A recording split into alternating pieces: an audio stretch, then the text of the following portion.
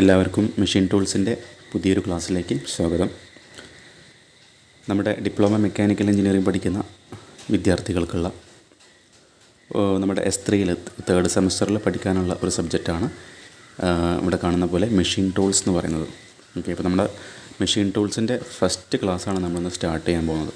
Okay, ഇപ്പോൾ സാധാരണഗതിയിൽ നമുക്കറിയാവുന്ന പോലെ ഓരോ തിയറി പേപ്പറിലും 4 മൊഡ്യൂൾസാണ് ഉണ്ടാകാറുള്ളത്. ആ 4 മൊഡ്യൂൾസിലെ ഏറ്റവും ഫസ്റ്റത്തെ മൊഡ്യൂളായിട്ടുള്ള സിലബസ് പോയിൻ്റ് ഓഫ് വ്യൂവിൽ ഏറ്റവും ഫസ്റ്റ് മൊഡ്യൂളായിട്ട് കൊടുത്തിട്ടുള്ള മൊഡ്യൂളാണ് നമ്മൾ സ്റ്റാർട്ട് ചെയ്യാൻ പോകുന്നത്. ഓക്കെ, അപ്പോൾ നമ്മൾ ആ ഒരു മൊഡ്യൂൾ നമുക്ക് സിലബസിൽ നോക്കുന്ന സമയത്ത് മനസ്സിലാക്കാൻ പറ്റുന്ന കാര്യങ്ങൾ പ്രധാനമായിട്ടും 2 തരത്തിലാണ് ടോപ്പിക്സിനെ ഡിവൈഡ് ചെയ്തിട്ടുള്ളത്. ഓക്കെ, ഇപ്പോൾ ഇവിടെ നിങ്ങൾക്ക് സ്ക്രീനിൽ കാണുന്ന പോലെ ഇവിടെ നോക്കാം. ഒരു മെറ്റൽ കട്ടിംഗ് എന്ന് പറയുന്ന ഒരു പോർഷനും അതുപോലെ തന്നെ ഇതിൽ രണ്ടാമത്തെ സെക്ഷൻ എന്ന് പറയുന്നത് ലേത്ത് മെഷീൻ ആൻഡ് അതിലെ ഓപ്പറേഷൻസാണ്. അപ്പോൾ നമുക്ക് വേണമെങ്കിൽ 2 ചാപ്റ്ററായിട്ട് ഈ ഒരു മൊഡ്യൂളിനെ ഡിവൈഡ് ചെയ്യാവുന്നതാണ്. ഒന്ന് പറഞ്ഞ പോലെ മെറ്റൽ കട്ടിങ്ങും, രണ്ടാമത്തെ നമ്മുടെ ലേത്ത് മെഷീൻ ആൻഡ് ഓപ്പറേഷൻസ് എന്ന് പറയുന്ന ഈ ഒരു ടോപ്പിക്ക്.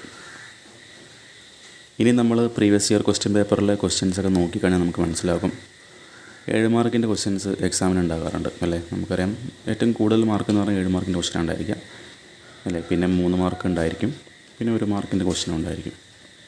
ഓക്കെ, അപ്പോൾ സാധാരണഗതിയിൽ അതായത് നമ്മൾ പറയുകയാണെങ്കിൽ ഇപ്പോൾ ഒരു തിയറി പേപ്പറിൻ്റെ ഒരു പോയിൻ്റ് ഓഫ് വ്യൂവിൽ നോക്കുകയാണെങ്കിൽ പറയുന്ന പോലെ 1 മാർക്കിൻ്റെ 9 ക്വസ്റ്റ്യൻസാണ് ഉണ്ടാകാറുള്ളത്.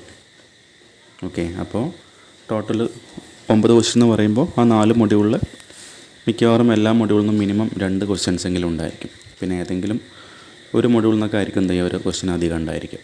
ഇപ്പോൾ നമുക്കിവിടെ 1 × 9 9 മാർക്കാണ്. 1 മാർക്കിൻ്റെ ക്വസ്റ്റ്യൻസ് നമുക്ക് കിട്ടുന്നുണ്ടായിരിക്കാം. ഇനി 3 മാർക്കിൻ്റെ 10 ക്വസ്റ്റ്യൻസാണ് ക്വസ്റ്റ്യൻ പേപ്പറിൽ ഉണ്ടായിരിക്കുക. ഓക്കെ, അപ്പോൾ നമ്മൾ 3 മാർക്കിൻ്റെ 10 ക്വസ്റ്റ്യനും അറ്റൻഡ് ചെയ്യേണ്ട ആവശ്യമില്ല. അതിലേതെങ്കിലും ഒരു 8 എണ്ണം മാത്രം ചെയ്താൽ മതി. ഓക്കെ, അപ്പോൾ 3 × 10 ചെയ്യേണ്ട ആവശ്യമില്ല. എന്ത് ചെയ്താൽ മതി? 3 × 8, അപ്പോൾ നമുക്ക് 24 മാർക്കായിരിക്കും ആ ഒരു 3 മാർക്കിൻ്റെ ക്വസ്റ്റ്യൻസ് നമുക്ക് മാക്സിമം സ്കോർ ചെയ്യാൻ പറ്റും. അപ്പോൾ നമ്മൾ 10 ക്വസ്റ്റ്യൻ അറ്റൻഡ് ചെയ്താൽ കുഴപ്പമൊന്നുമില്ല. ശ്രദ്ധിക്കേണ്ട കാര്യം ഇപ്പം ഒന്ന് ആലോചിച്ചാൽ മതി. അപ്പോൾ 10 ക്വസ്റ്റ്യൻ ഉണ്ട്. അപ്പോൾ നമുക്ക് എല്ലാ ക്വസ്റ്റ്യനും ചിലപ്പം പൂർണ്ണമായിട്ടും കൃത്യമായിട്ടും ആൻസർ ചെയ്യാൻ പറ്റിയെന്ന് വരില്ല. എന്നാൽ ഏറെക്കുറെ മിക്കവാറും എല്ലാത്തിൻ്റെ ആൻസർ ഒരു ഐഡിയ ഉണ്ടെന്ന് വിചാരിക്കാം. അപ്പോൾ നിങ്ങൾക്ക് അങ്ങനെ ഐഡിയ ഉണ്ട്, അതുപോലെ തന്നെ എക്സാം ടൈമിൽ ഒരുപാട് സമയം കിട്ടുന്നുണ്ട് വിചാരിക്കാം. അങ്ങനത്തെ കേസിലൊക്കെ നമുക്ക് എന്ത് ചെയ്യാം, ഈ പറഞ്ഞ പോലെ 10 ക്വസ്റ്റ്യനും അറ്റൻഡ് ചെയ്ത് വെച്ചാൽ സംഭവിക്കുന്നത് എന്താണെന്ന് വെച്ചാൽ, ഇപ്പം ഒരു എക്സാമ്പിൾ പറയാം. ഇപ്പം ക്വസ്റ്റ്യൻ 1, 2, 3, 4, 5, 6, 7, 8, 9, 10 ഞാൻ പറഞ്ഞ പോലെ 10 ക്വസ്റ്റ്യൻസ് ഇവിടെ മാർക്ക് ചെയ്തിട്ടുണ്ട്. ജസ്റ്റ് ഒരു ഐഡിയ കിട്ടാനാണ് അറിയാത്ത ആളുകൾക്ക്. ഇപ്പോൾ നമ്മൾ ഒന്നാമത്തെ ക്വസ്റ്റ്യൻ നമ്മൾ അറ്റൻഡ് ചെയ്തു, നമുക്ക് ഏകദേശം ഒരു 2 മാർക്കാണ് മാക്സിമം കിട്ടിയുള്ളത് വിചാരിക്കാം. അല്ലെ, നമ്മൾ 3 മാർക്കിനായിരിക്കും എഴുതിയിട്ടുണ്ടായിരിക്കും. പക്ഷേ നമുക്ക് ചിലപ്പോൾ അതിലെ വല്ല പോയിൻറ്റ്സൊക്കെ മിക്സ് ആകുമ്പോൾ എന്തായിരിക്കും അവിടെ ചിലപ്പോൾ മാർക്ക് കുറയാനുള്ള ചാൻസ് ഉണ്ടായിരിക്കും. രണ്ടാമത്തെ ക്വസ്റ്റ്യൻ ഒരു 2.5 മാർക്ക് കിട്ടി വിചാരിക്കുക, ഇതിന് 3 മാർക്ക് കിട്ടി വിചാരിക്കുക, ഇതിന് 1 മാർക്ക് കിട്ടുള്ളൂ വിചാരിക്കുക, ഇതിന് 1.5 കിട്ടി വിചാരിക്കുക, ഇതിന് 2 കിട്ടി വിചാരിക്കുക, ഇതിനൊരു 3 കിട്ടി വിചാരിക്കുക, ഇതിന് 3 കിട്ടി വിചാരിക്കുക, ഇതിന് 2.5 കിട്ടി വിചാരിക്കുക, ഇതിന് 1/2 കിട്ടി വിചാരിക്കുക. അപ്പോൾ നമ്മൾ 10 ക്വസ്റ്റ്യനും അറ്റൻഡ് ചെയ്തൊരു കേസാണ് പറയുന്നത്. ഓക്കെ, അപ്പോൾ നമുക്ക് എന്ത് ചെയ്യില്ല, 10 ക്വസ്റ്റ്യൻ്റെയും ഈ കിട്ടിയ മാർക്ക് മൊത്തം ആഡ് ചെയ്യില്ല. എങ്ങനെ സെലക്ട് ചെയ്യുക? ഏറ്റവും ടോപ്പ് മാർക്കുകൾ മാത്രം ചൂസ് ചെയ്യും. അതായത് ഇവിടെ ഒരു 3 മാർക്ക് വന്നിട്ടുണ്ട്, അപ്പോൾ ഒരു ക്വസ്റ്റ്യൻ്റെ മാർക്കായി. ഇവിടെയും 3 ഉണ്ട്, ഇവിടെയും 3 ഉണ്ട്. അപ്പോൾ മൊത്തം 3 ക്വസ്റ്റ്യൻ്റെ മാർക്ക് ഇപ്പോൾ കൂട്ടി. ഇവിടെ 2.5 വന്നിട്ടുണ്ട്, 4 ഇവിടെ 2.5 വന്നിട്ടുണ്ട്, 5 പിന്നെ 2 വന്നിട്ടുണ്ട്, 6 ഇവിടെയും 2 വന്നിട്ടുണ്ട്, 7 ഇവിടെ 1.5 വന്നിട്ടുണ്ട്, 8. ഇപ്പോൾ 8 ക്വസ്റ്റ്യൻ്റെ മാർക്ക് ഇങ്ങനെയായിരിക്കും ഫൈനലി നമുക്ക് ചൂസ് ചെയ്യുന്നുണ്ടായിരിക്കാം. ഓക്കെ, പറഞ്ഞത് ക്ലിയർ ആയി വിചാരിക്കുന്നു. അതായത് നമ്മളിപ്പോൾ ചിലപ്പോൾ എല്ലാവർക്കും ചിലപ്പോൾ എന്ത് ചെയ്യാൻ കഴിയില്ല, ആ ഒരു 3 മാർക്കിൻ്റെ ക്വസ്റ്റ്യൻ അറ്റൻഡ് ചെയ്യുമ്പോൾ 3 മാർക്കും ഈ പറഞ്ഞ പോലെ സ്കോർ ചെയ്യാൻ പറ്റില്ല. ഞാൻ ഇവിടെ കാണിച്ച പോലെ ചിലപ്പം അതിൽ വേരിയേഷൻസ് വരുന്നുണ്ടായിരിക്കും. ഓക്കെ, അപ്പോൾ നിങ്ങൾ കഴിയുകയാണെങ്കിൽ 10 ക്വസ്റ്റ്യൻ അറ്റൻഡ് ചെയ്താൽ നന്നായിരിക്കും. കാരണം അതിൽ ഏറ്റവും ബെസ്റ്റ് ഓഫ് മാർക്സാണ്, ബെസ്റ്റ് ഓഫ് 8 അല്ലേ, ഏതെങ്കിലും 8 ബെസ്റ്റ് മാർക്സ് ആയിരിക്കും സെലക്ട് ചെയ്യുന്നുണ്ടായിരിക്കാം. അപ്പോൾ നമ്മൾ കൂട്ടിയൊക്കെ ഏകദേശം എത്ര കിട്ടും ജസ്റ്റ് ഒന്ന് ട്രൈ ചെയ്ത് നോക്കാം.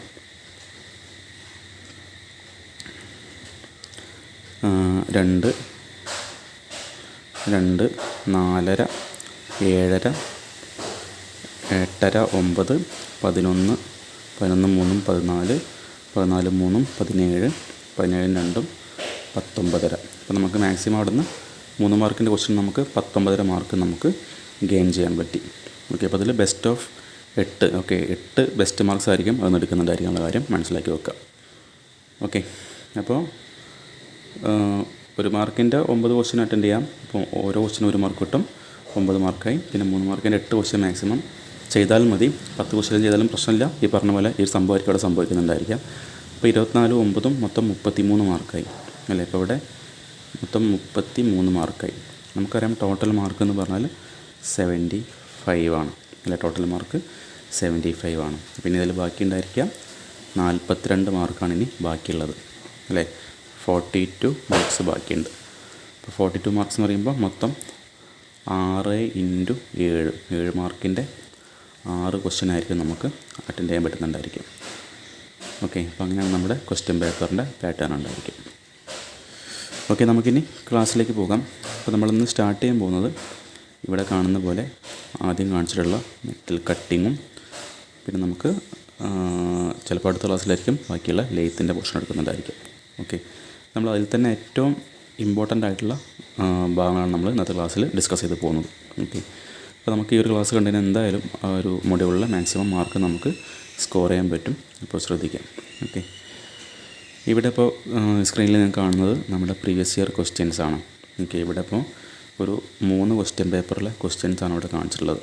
അതായത് 1 മാർക്കിൻ്റെ ക്വസ്റ്റ്യൻസ് ആണ് കേട്ടോ. ഇവിടെ നോക്കുക, പ്രീവിയസ് ഇയർ 3 ക്വസ്റ്റ്യൻ പേപ്പറിലെ 1 മാർക്കിൻ്റെ ക്വസ്റ്റ്യൻസ്, അതായത് ഈ മൊഡ്യൂളിലെ ഓക്കെ മൊഡ്യൂൾ 1-ലെ 1 മാർക്കിൻ്റെ ക്വസ്റ്റ്യൻസ് മാത്രം ഇവിടെ അറേഞ്ച് ചെയ്ത് വെച്ചിട്ടുണ്ട്. ഓക്കെ, അതായത് 3 കളറിൽ കാണിച്ചെന്താണെന്ന് വെച്ചാൽ എന്താണ് ഇത് ഈ കാണുന്നത് ഒരു ക്വസ്റ്റ്യൻ പേപ്പറിലെ ക്വസ്റ്റ്യനാണ്. ഓക്കെ, 1 മാർക്കിൻ്റെ ക്വസ്റ്റ്യൻസാണ്. ഇത് മറ്റൊരു ക്വസ്റ്റ്യൻ പേപ്പറിലെ ക്വസ്റ്റ്യൻസാണ്.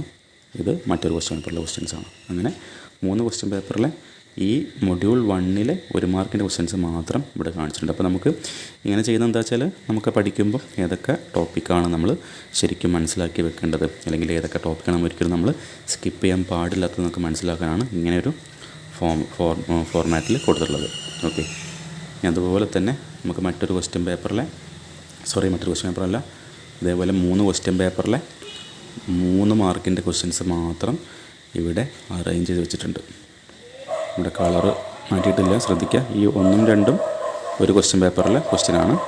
ഈ 1ഉം 2ഉം മറ്റൊരു ക്വസ്റ്റ്യൻ പേപ്പറിലെ 3 മാർക്കിൻ്റെ ക്വസ്റ്റ്യനാണ്. ഈ കാണുന്ന താഴെയുള്ള 1ഉം 2ഉം മറ്റൊരു ക്വസ്റ്റ്യൻ പേപ്പറിലെ ക്വസ്റ്റ്യൻസാണ്. 3 മാർക്കിൻ്റെ മൊഡ്യൂൾ 1-ലെ മാത്രം ക്വസ്റ്റ്യൻസാണ്. ഓക്കെ, അപ്പോൾ നമുക്ക് ഇങ്ങനെ ഒരു ഫിൽട്ടർ ചെയ്ത് വെക്കുമ്പോൾ എന്തായിരിക്കും നമുക്ക് പഠിക്കുമ്പോൾ കുറച്ചും കൂടി എളുപ്പമായിരിക്കും. നമ്മൾ ഏതൊക്കെ ടോപ്പിക്സാണ് പഠിക്കേണ്ടുള്ള ഒരു ധാരണ നമുക്ക് വ്യക്തമായിട്ട് കിട്ടുന്നതാണ്. ഓക്കെ, അതേപോലെ തന്നെ 7 മാർക്കിൻ്റെ ക്വസ്റ്റ്യൻസും ഇവിടെ അറേഞ്ച് ചെയ്ത് വെച്ചിട്ടുണ്ട്. സ്ക്രീനിൽ കാണുന്ന പോലെ നമുക്ക് 3 കളറിൽ കാണിച്ചിട്ടുണ്ട്. ഈ 4 ക്വസ്റ്റ്യൻസ് ഒരു ക്വസ്റ്റ്യൻ പേപ്പറിലെ മൊഡ്യൂൾ 1-ലെ 7 മാർക്കിൻ്റെ ക്വസ്റ്റ്യൻസാണ്. രണ്ടാമത്തെ സെറ്റ് ഈ കാണുന്നത് മൊഡ്യൂൾ 1-ലെ മറ്റൊരു ക്വസ്റ്റ്യൻ പേപ്പറിലെ 4 ക്വസ്റ്റ്യൻസാണ്. ഇവിടെ കാണുന്നത് മൊഡ്യൂൾ 1-ലെ മറ്റൊരു 3ാമത്തെ ക്വസ്റ്റ്യൻ പേപ്പറിലെ 4 ക്വസ്റ്റ്യൻസാണ്. 7 മാർക്കിൻ്റെ ക്വസ്റ്റ്യൻസാണ്. ഓക്കെ, അപ്പോൾ ഇങ്ങനെ നോക്കുമ്പോൾ നേരത്തെ പറഞ്ഞ പോലെ തന്നെ നമുക്ക് വളരെ എഫക്റ്റീവായിട്ട് ഏതൊക്കെ ടോപ്പിക്സാണ് നമ്മൾ ഒരിക്കലും സ്കിപ്പ് ചെയ്യാണ്ട് പോകുന്ന കാര്യം കൃത്യമായിട്ട് നമുക്ക് മനസ്സിലാക്കാൻ പറ്റും. ഓക്കെ, അപ്പോൾ ഇനി ഈ ഒരു ക്വസ്റ്റ്യൻ പേപ്പർ പോയിൻ്റ് ഓഫ് വ്യൂലാണ് നമ്മൾ ഇന്നത്തെ ക്ലാസ് സ്റ്റാർട്ട് ചെയ്യാൻ പോകുന്നത്. നമ്മൾ ഫസ്റ്റ് നോക്കാൻ പോകുന്നത് മെറ്റൽ കട്ടിംഗ് ആണ്. Okay, metal cutting. ഓക്കെ, അപ്പോൾ ഇവിടെ നോക്കാം. മെറ്റൽ കട്ടിങ്ങിൽ നമ്മൾ പഠിക്കുന്ന സമയത്ത് മെറ്റൽ കട്ടിംഗ് എന്ന് പറഞ്ഞാൽ നമ്മൾ പല മെറ്റീരിയൽസ് റോ മെറ്റീരിയൽസ് നമ്മുടെ കയ്യിലുണ്ടായിരിക്കും. ആ റോ മെറ്റീരിയൽസ് ഉപയോഗിച്ച് നമ്മൾ പല പ്രൊഡക്റ്റ് ഉണ്ടാക്കിയെടുക്കും. അപ്പോൾ നമ്മൾ പല മെഷീൻസ് ഉപയോഗിച്ചിട്ടായിരിക്കും ഈ പ്രൊഡക്ട്സ് എല്ലാം ഉണ്ടാക്കിയെടുക്കുന്നുണ്ടായിരിക്കുക. അതിൽ വരുന്ന മെഷീൻസാണ് ലെയ്ത്ത് മെഷീന്, അതുപോലെ ഷേപ്പർ മെഷീന്, മില്ലിംഗ് മെഷീന് അല്ലേ. അവിടെ സാധാരണ നമ്മൾ ഉപയോഗിക്കുന്ന മെഷീൻസാണ്, പ്രൊഡക്ഷൻ പർപ്പസിന് വേണ്ടി ഉപയോഗിക്കുന്ന മെഷീൻസാണ്. അതുപോലെ നമുക്ക് പ്രൊഡക്ഷൻ ആവശ്യമായിട്ടുള്ളൊരു മെഷീനാണ് ഡ്രില്ലിംഗ് മെഷീന്. അപ്പോൾ അങ്ങനെ പല ടൈപ്സ് ഓഫ് മെഷീൻസ് ഉണ്ട്. ഈ മെഷീൻസ് ഉപയോഗിച്ചായിരിക്കും നമ്മൾ പലപ്പോഴും ഒരു മെറ്റീരിയൽ ഉപയോഗിച്ച് നമ്മൾ ഫൈനൽ പ്രൊഡക്റ്റ് ഉണ്ടാക്കിയെടുക്കുന്നത്. ഓക്കെ, അപ്പോൾ നമുക്ക് അവിടെ മെറ്റലിൽ പല മെറ്റൽ സർഫസിൽ നിന്നും അല്ലെങ്കിൽ ആ മെറ്റീരിയലിൻ്റെ മേലെ സർഫസിൽ നിന്നും മെറ്റീരിയൽ പാർട്ടിക്കിൾസ് റിമൂവ് ചെയ്തിട്ടായിരിക്കും അതിൻ്റെ ഷേപ്പിലൊക്കെ വ്യത്യാസങ്ങൾ വരുത്തുന്നത്, അല്ലെങ്കിൽ അത് കട്ട് ചെയ്യുന്നുണ്ടായിരിക്കും, അല്ലെങ്കിൽ അതിനകത്ത് ഡ്രില്ലിങ് ചെയ്യുന്നുണ്ടായിരിക്കും, അല്ലെങ്കിൽ നമ്മൾ ലെയ്ത്തിൽ ചിലപ്പം ടേണിങ് ചെയ്യുന്നുണ്ടായിരിക്കും, ത്രെഡ് കട്ട് ചെയ്യുന്നുണ്ടായിരിക്കും, അല്ലെങ്കിൽ ഫേസിങ് ഓപ്പറേഷൻ ചെയ്യുന്നുണ്ടായിരിക്കും, അല്ലെങ്കിൽ ഗ്രൂവ് കട്ട് ചെയ്യുന്നുണ്ടായിരിക്കും, അല്ലെങ്കിൽ അങ്ങനെ പറയുന്ന ചാംഫറിങ് ചെയ്യുന്നുണ്ടായിരിക്കും, അതുപോലെ നേളിയും ചെയ്യുന്നുണ്ട്. അങ്ങനെ പല പല പ്രോസസ്സുകളായിരിക്കും നമ്മൾ ഒരു പ്രൊഡക്ഷൻ പ്രോസസ്സിൽ നമ്മൾ ചെയ്യുന്നുണ്ടായിരിക്കും. അപ്പോൾ ഇങ്ങനെയുള്ള എല്ലാ പ്രോസസ്സുകളും ചെയ്യാൻ വേണ്ടി ഉപയോഗിക്കുന്ന മെഷീൻസാണ് ഞാൻ നേരത്തെ പറഞ്ഞ പോലെ ലെയ്ത്ത് വരുന്നുണ്ട്, മില്ലിംഗ് മെഷീൻസ് വരുന്നുണ്ട്, ഷേപ്പർ മെഷീൻ വരുന്നുണ്ട്, പ്ലെയിനിങ് മെഷീൻസ് അഥവാ പ്ലെയിനർ മെഷീൻ വരുന്നുണ്ട്.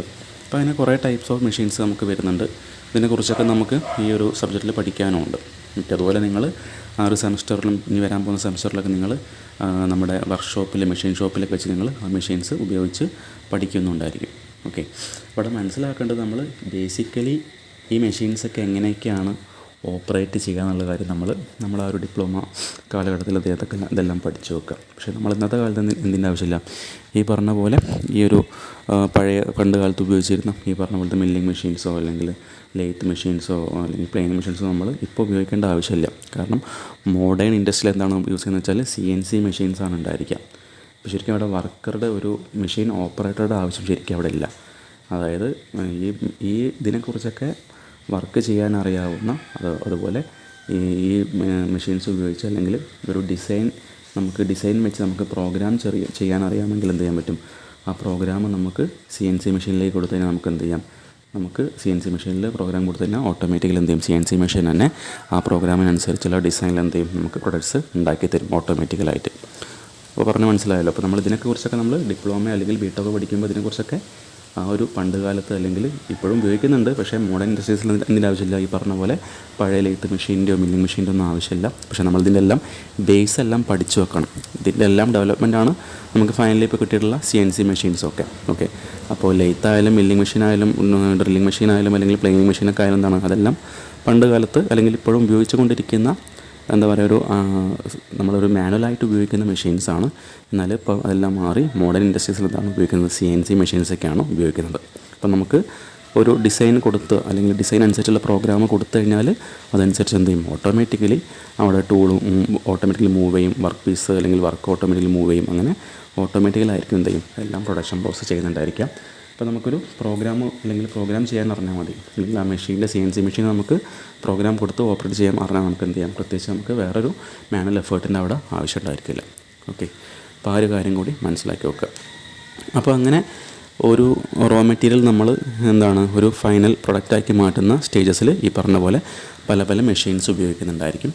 അപ്പോൾ ഞാൻ പറഞ്ഞു റോ മെറ്റീരിയൽ എന്ന് പറഞ്ഞല്ലോ. എന്താണ് റോ മെറ്റീരിയൽ എന്ന് പറഞ്ഞാൽ, ഇപ്പോൾ ഒരു മൈൽഡ് സ്റ്റീലിൻ്റെ ഒരു ബ്ലോക്ക് ഉണ്ട്. ഓക്കെ, ഇങ്ങനെ ഒരു ബ്ലോക്ക് ഉണ്ട്. നമുക്ക് എന്ത് ചെയ്യണം, ഈ ബ്ലോക്കിൻ്റെ ഷേപ്പ് നമുക്ക് കട്ട് ചെയ്തിട്ടപ്പോൾ ഇങ്ങനെ മാറ്റിയെടുക്കണം വിചാരിക്കുക. ഇതിൻ്റെ ഷേപ്പ് ഇങ്ങനെ കട്ട് ചെയ്ത്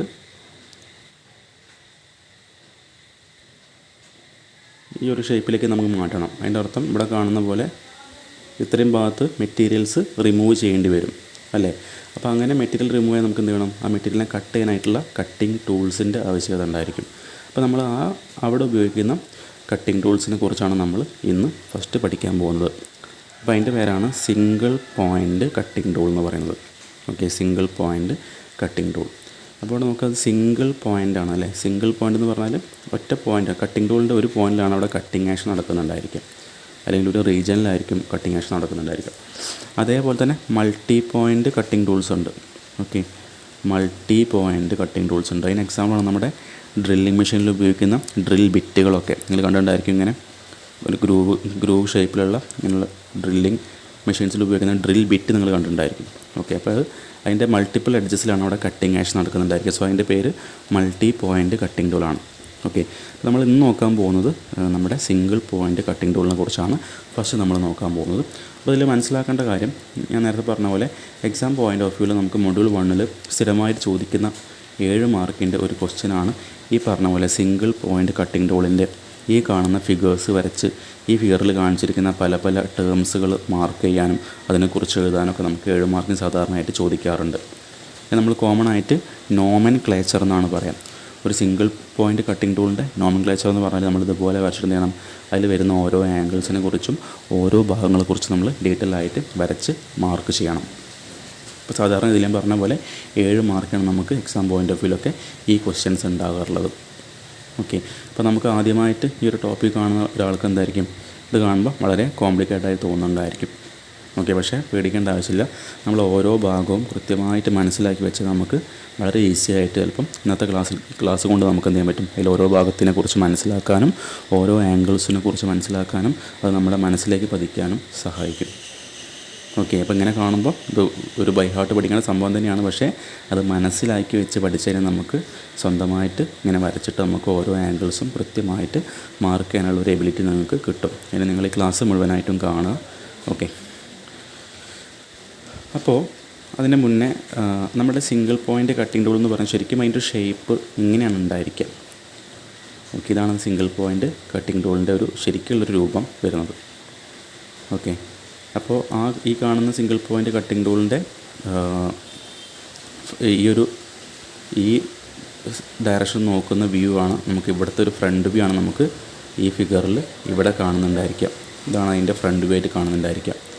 ഇനി അതുപോലെ നമുക്ക് ഇവിടെ നിന്ന് നോക്കുമ്പോഴുള്ള വ്യൂ ആണ് നമുക്ക് സൈഡ് വ്യൂ ആയിട്ട് ഇവിടെ കാണിച്ചിരിക്കുന്നത്.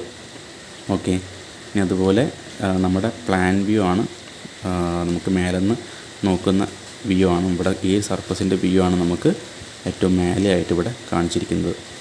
ഓക്കെ, അപ്പോൾ അങ്ങനെ ആ ഒരു ഫ്രണ്ട് വ്യൂവും ഇതുപോലെ സൈഡ് വ്യൂവും പ്ലാൻ വ്യൂ ആണ് നമുക്കിവിടെ 3 ഭാഗങ്ങളായിട്ട് സെപ്പറേറ്റ് ചെയ്ത് കാണിച്ചിരിക്കുന്നത്. ഓക്കെ, അപ്പോൾ നമുക്ക് ഈ ഫിഗർ വെച്ച് പഠിച്ചാൽ തന്നെ നമുക്ക് എല്ലാ ഭാഗങ്ങളും നമുക്ക് പിന്നെ ഈ ക്ലാസ് കണ്ടു കഴിയുമ്പോഴത്തേക്കും നമുക്ക് എല്ലാ ഭാഗങ്ങളും മാർക്ക് ചെയ്യാനുള്ളൊരു എബിലിറ്റി നിങ്ങൾക്ക് ഉണ്ടാക്കിയെടുക്കാൻ പറ്റും. ഓക്കെ, അപ്പോൾ നമ്മൾ ആദ്യം പറയാൻ പോകുന്നത് ഈ സിംഗിൾ പോയിൻ്റ് കട്ടിംഗ് ടൂളിനെ കുറിച്ചാണ്. അപ്പോൾ ഈ സിംഗിൾ പോയിൻ്റ് കട്ടിംഗ് ടൂൾ നമ്മൾ സാധാരണയായിട്ട് യൂസ് ചെയ്യാറുള്ളത് ലെയ്ത്തിലും ഷേപ്പർ മെഷീൻസിലൊക്കെയാണ്. ഓക്കെ, അപ്പോൾ അതിൻ്റെ മുന്നേ ആയിട്ട് നമ്മൾ ലെയ്ത്തിനെ കുറിച്ച് ചെറിയൊരു ഐഡിയ ഉണ്ടാക്കി വെക്കണം. ഓക്കെ, നമ്മൾ സാധാരണ ലെയ്ത്ത് മിക്കവാറും നമ്മുടെ നാടുകളിലൊക്കെ ഉള്ള ചെറിയ ചെറിയ ഇൻഡസ്ട്രീസിലൊക്കെ നമുക്ക് ലെയ്ത്ത് സാധാരണയായിട്ട് യൂസ് ചെയ്ത് നിങ്ങൾ കണ്ടിട്ടുണ്ടായിരിക്കും.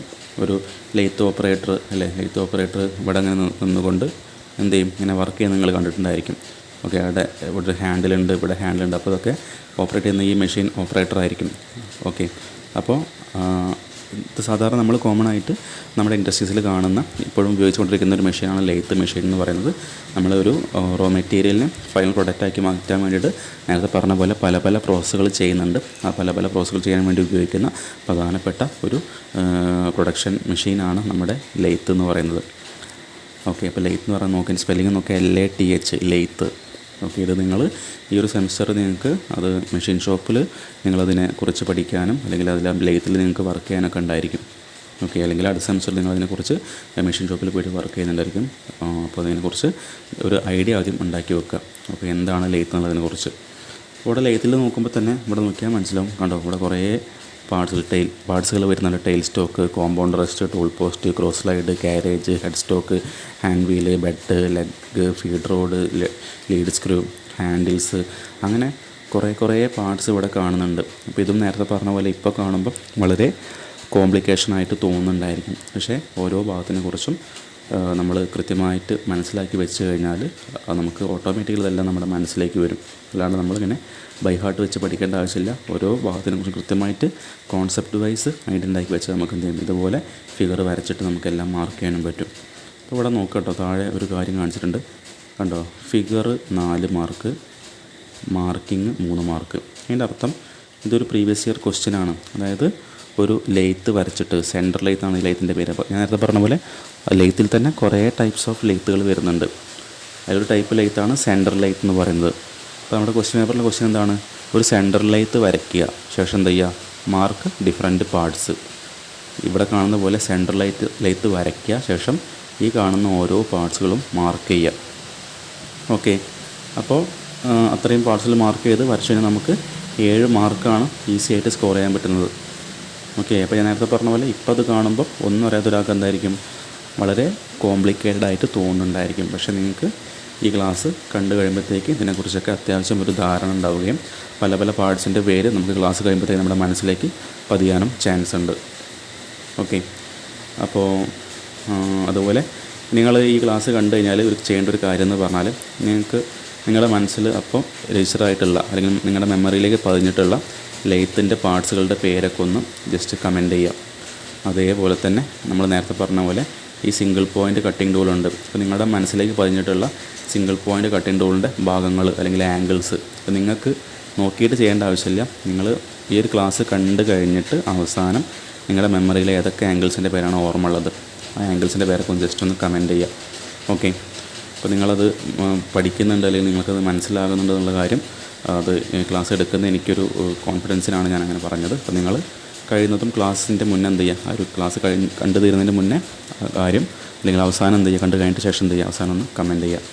ഓക്കെ, അപ്പോൾ ഞാൻ പറഞ്ഞ പോലെ ഇപ്പോൾ നമ്മൾ ഈ ലെയ്ത്തിനെ കുറിച്ചും അതുപോലെ ആ ലെയ്ത്തിൽ ഉപയോഗിക്കുന്ന ഈ സിംഗിൾ പോയിൻ്റ് കട്ടിംഗ് ടൂളിനെ കുറിച്ച് നമുക്ക് നോക്കാം.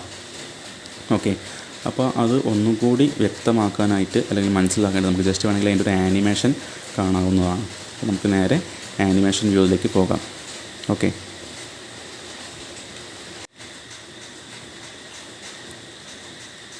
ഓക്കെ, നമുക്ക് ആ ഒരു കാര്യങ്ങൾ നമുക്ക് ആനിമേഷൻ കണ്ട് മനസ്സിലാക്കാം കേട്ടോ. അപ്പോൾ നമ്മൾ പറഞ്ഞ പോലെ സിംഗിൾ പോയിൻ്റ് കട്ടിംഗ് ടൂളിനെ കുറിച്ച് നമുക്ക് പഠിക്കാനുണ്ട്. ഇവിടെ നോക്കാം കേട്ടോ. ഇതാണ് നമ്മുടെ ലെയ്ത്ത് എന്ന് പറയുന്ന ലെയ്ത്തിൻ്റെ ഒരു ആനിമേഷൻ വ്യൂ ആണ് നിങ്ങൾക്ക് ഇവിടെ കാണുന്നുണ്ടായിരിക്കാം. ഓക്കെ, ജസ്റ്റ് ഞാൻ ഇവിടുത്തെ ഓരോ പാർട്സിൻ്റെ പേരൊന്ന് ജസ്റ്റ് പറഞ്ഞു പോവാം.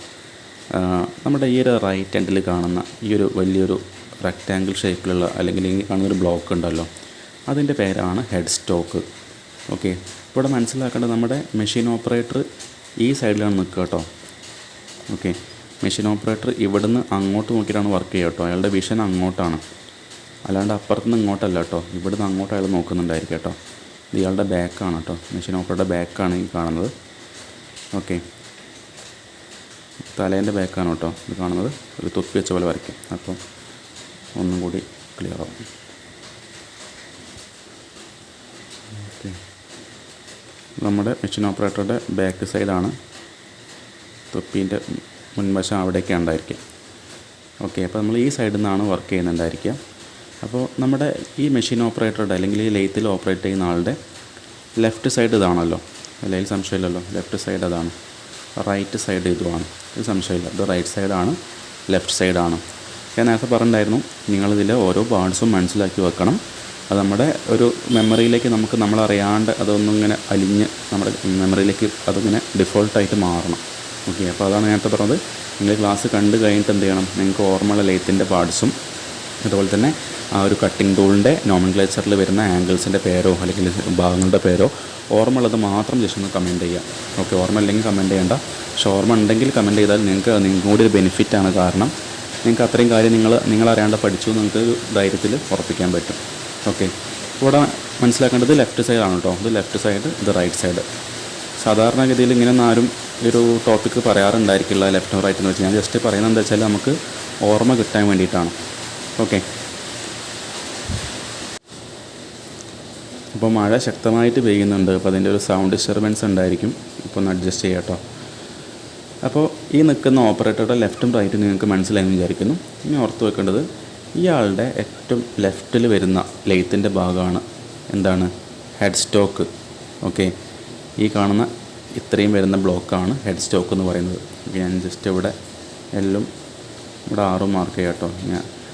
നമുക്കധികം കുറേ കാര്യങ്ങൾ മാർക്ക് ചെയ്യാനുണ്ട്. ഇപ്പോൾ നോക്കുക, ഇയാളുടെ ലെഫ്റ്റ് സൈഡിൽ വരുന്ന ഈ കാണുന്ന ഈ ബ്ലോക്ക് ഉണ്ടല്ലോ, ഇതാണ് ഹെഡ് സ്റ്റോക്ക് എന്ന് പറയുന്ന ഭാഗം.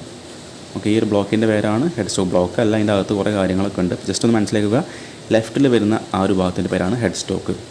ഓക്കെ, അപ്പോൾ ഇതിന് ഓർത്തൊക്കെ വേണം ഇങ്ങനെ ചെയ്യാം കേട്ടോ. അതായത് ഇപ്പോൾ തോന്നിയൊരു ഐഡിയ ആണ്, ഇത് എല്ലാണ്.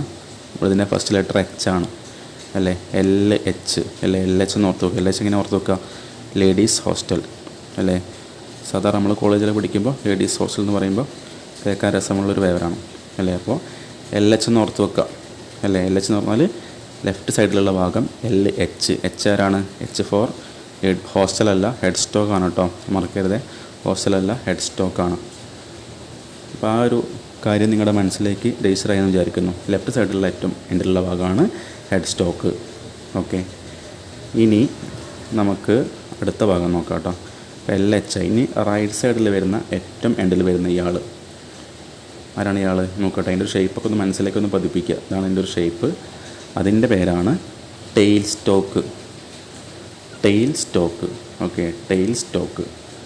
അപ്പോൾ ഇത് ഹെഡ് സ്റ്റോക്ക്, ഇത് ടെയിൽ സ്റ്റോക്ക്. ഹെഡും ടെയിലും അല്ലേ, തലയും വാലും.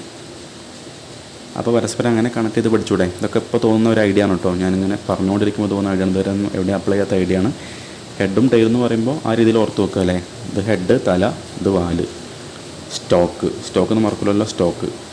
നിങ്ങൾ 2 പാർട്സിൻ്റെ പേര് നിങ്ങൾക്ക് മനസ്സിലേക്ക് പതിഞ്ഞു എന്ന് ഞാൻ വിശ്വസിക്കുന്നു. LH എന്ന് ഓർത്ത് വെക്കുമെന്നെങ്കിൽ LH വെച്ച് എന്ത് ചെയ്യാം? H for head stock. ഇത് ഹെഡാണെങ്കിൽ ഇപ്പറുള്ള ആൾ ടെയില്, റൈറ്റ് സൈഡിലുള്ള ആൾ ടെയില്. അല്ലെങ്കിൽ വേണമെങ്കിൽ RT എന്ന് ഓർത്ത് വെക്കാം.